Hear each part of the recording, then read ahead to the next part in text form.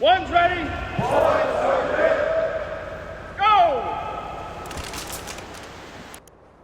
Hey everybody, welcome back to the One's Ready podcast. This is your daily drop for the 9th of April, brought to you by barbellapparel.com.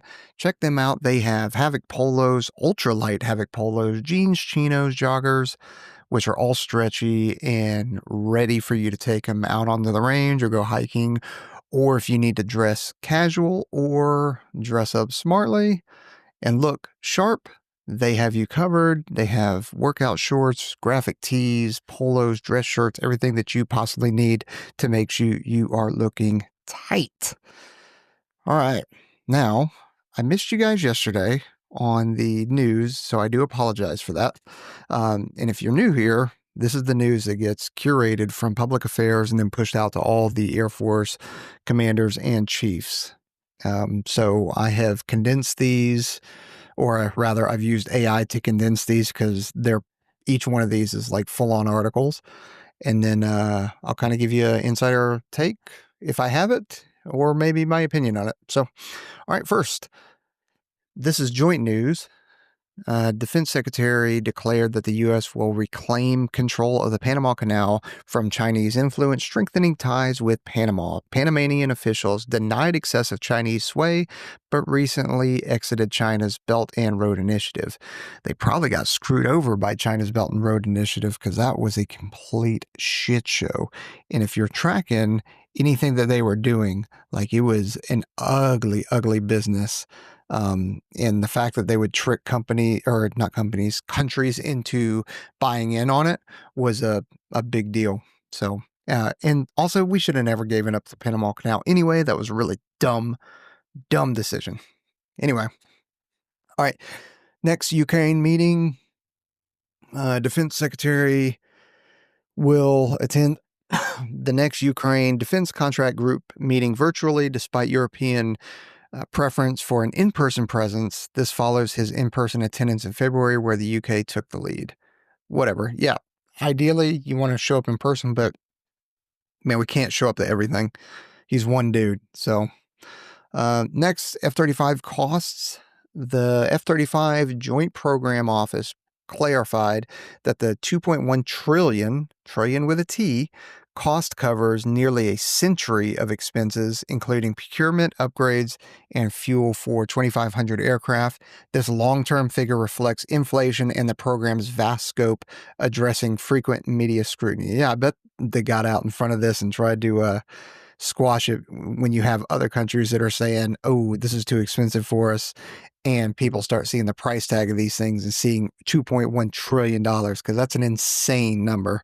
But it makes sense when you talk about this covers everything, and it's over 100 years. So, space combat. U.S. Space Command warned that adversaries like China are rapidly advancing space weapons, confirming space as a warfighter domain.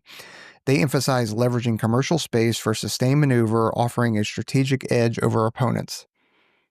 Yeah, space race, baby. You've heard me say it many, many times, and I'm going to say it one more time. We cannot expect the Space Force to do what they do and be successful at it and continue to grow and advance with a 3% budget. We have got to increase our budget.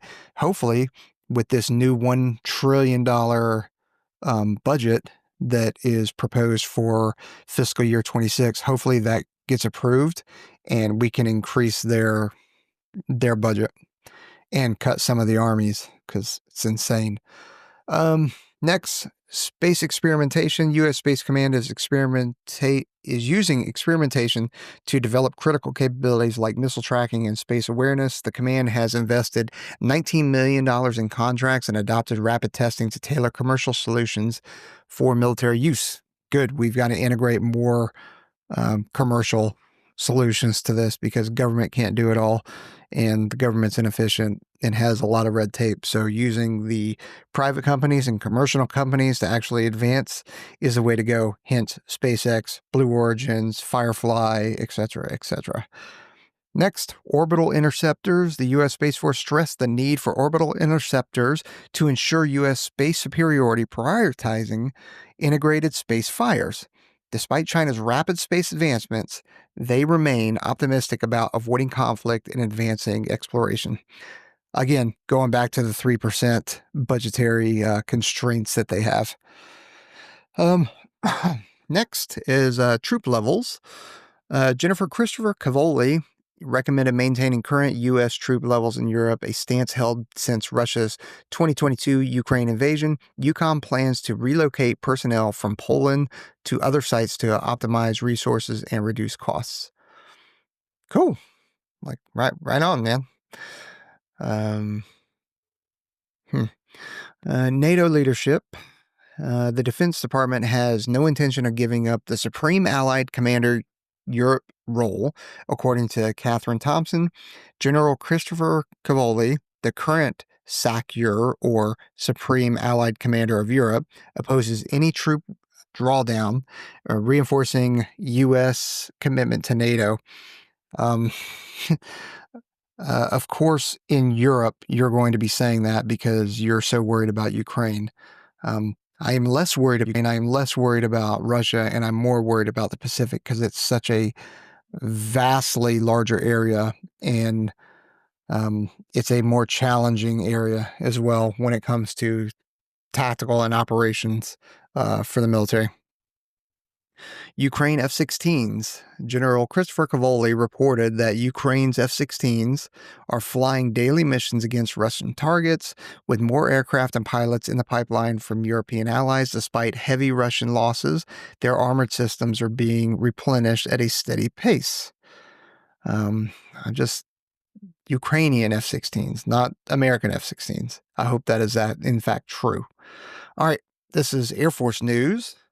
The pay raise impact. Top enlisted leaders expect minimal financial strain from a recent pay raise for junior troops effective 1 April, and will monitor for issues. They can adjust childcare fees or other services to prevent hardship. So I don't quite understand that, because if junior enlisted got a pay raise and it was a significant pay raise, why would there be additional financial strain? If anything, it would have alleviated that, with the exception of, I can see where they're kind of might be going from with, maybe the Child Care Development Center or something like that increases their prices. But I don't know. I don't know exactly why they need to do that, but I'm stoked that everybody got a raise. That's awesome. Funding delays. A year-long continuing resolution has stalled new barracks and childcare projects, including upgrades at Peterson and Patrick Space Force bases. Chief Master Sergeant Chief Master Sergeant of the Air Force, Flossie, and Chief Master Sergeant of the Space Force, Benavida, I believe, is I'm saying it right. I haven't met either one of them, actually. So, noted that while preferable to a shutdown, the continuing resolution hinders progress. Well, yeah, because that means we don't have money to do things. We don't have a budget to forecast things. This is why it's such a big deal, like the continuing resolution. Everybody talks about, oh my God, the government shut down. In my opinion, I think a government shutdown should happen, because we've got to have a hard reset. We keep playing this game, this continuing resolution. Oh, we're government shutdown. Oh my God. And then we've managed a way to figure it out through a continuing resolution, and we're just kicking the can down the road, and we keep doing the same damn thing, expecting a different result. And when what we should do is just do a government shutdown, a hard reset, and then move on. But Congress needs to do their job and pass a budget. This is one of the only things you have to do, and you can't do it. All right. Okinawa rotation. F-35s and F-15E Strike Eagles from Alaska and North Carolina arrived at Kadena Air Force Base for a rotational deployment, bolstering Indo-Pacific deterrence.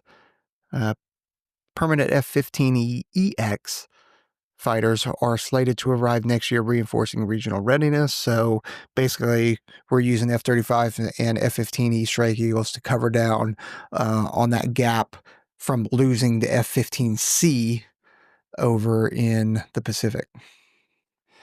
Next, Space Force news. Training revamp. The Space Force is investing $500 million to enhance training and testing, preparing Guardians for advanced space conflicts against China and Russia. General Chance Saltzman emphasized that routine operations alone won't suffice against sophisticated adversaries. Yeah, increase their budget. When they need more training, they need more stuff. Orbital Watch.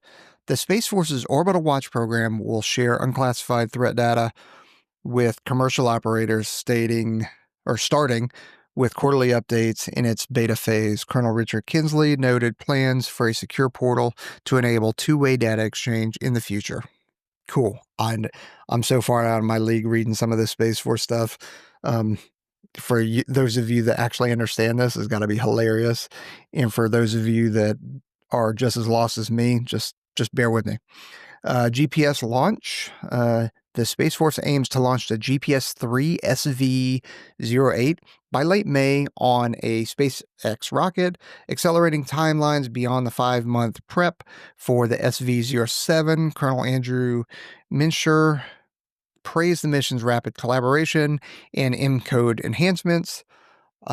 Next is refueling demos. The Space Force will test on-orbit refueling in 2026 and 2028 to assess its feasibility and cost-effectiveness per Lieutenant General Garrett.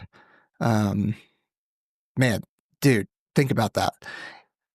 We have aerial refuel. We have global refueling in the air for tankers and fighters and all that kind of stuff, right?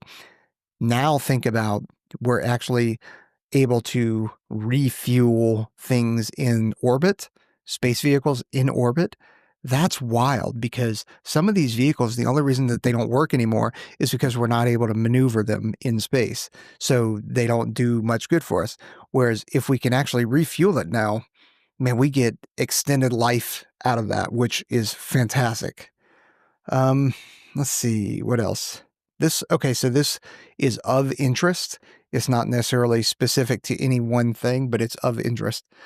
China's J-36, a new video of China's tailless triple-engine J-36 fighter jet suggests advanced stealth and weapons capabilities.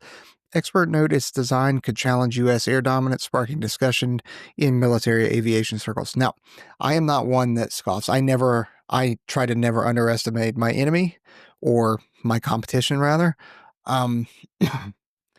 But to think that China's J-36 is all that it's cracked up to be, when all they do is steal 80% of their IP and then steal 80% of everybody's IP and then tries to put it together, and it doesn't always work the way it's advertised, or it doesn't always work the way it looks like.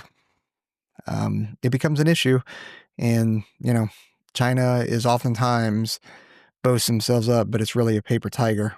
So anyway, the rest of this news is really not worth reading. It's just a bunch of gobbledygook. So anyway, you guys, appreciate you being here. Again, sorry I missed yesterday. Check out barbellapparel.com. No promo code over there. Just let them know that we sent you by filling out that survey upon checkout. And then we'll see you later. Out.